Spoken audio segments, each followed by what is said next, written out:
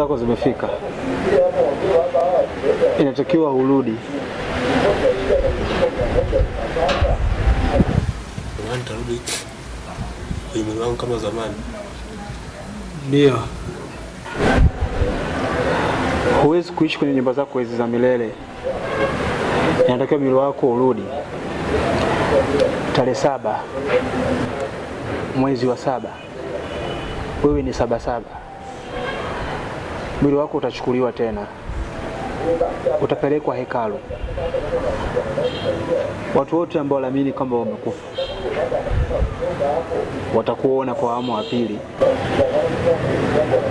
Usijali, uliletwa huku ili uweze kuteswa na kufanya kazi za watu ambao walikuwa na kuhitaji.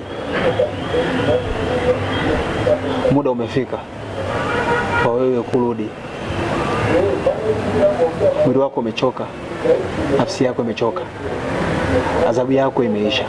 Wale wote waliohisi kwamba wamekufa, ni muda wa kukuona tena ukiwa uko hai.